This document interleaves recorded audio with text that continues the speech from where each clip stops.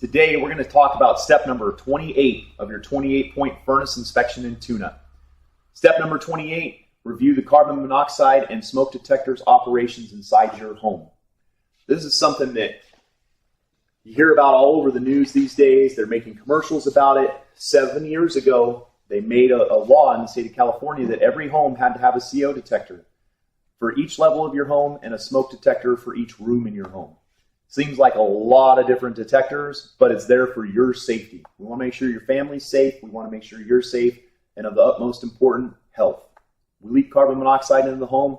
You can't see it, you can't smell it, you can't taste it. That's why they call it the silent killer. When we're here to do your 28-point tune-up and inspection, we're going to go through, we're going to test all of them. We're going to make sure the batteries are good, that maybe they've got a hard wire backup for power. We'll make sure that the alarm is sounded. And we can even check the date codes on them and make sure that they're not past 10 years old. Some CO detectors and smoke detectors only last for 5 years. Some last for 10 years. We want to make sure that you have backup safety in your home. Because maybe you will call us and just have a tune-up done once, and then you don't have us back out for 10 years. Who knows what happens over those 10 years inside here? Maybe you're not checking your filter. Maybe you're not cleaning that filter. Maybe the system's not running right. Maybe a heat exchanger gets a breach in it. We don't want these contaminants into your home, into your breathing. It's not healthy, it's not safe for you.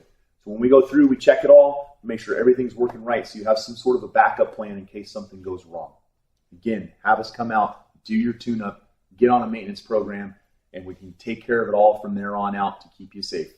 See you on the next video.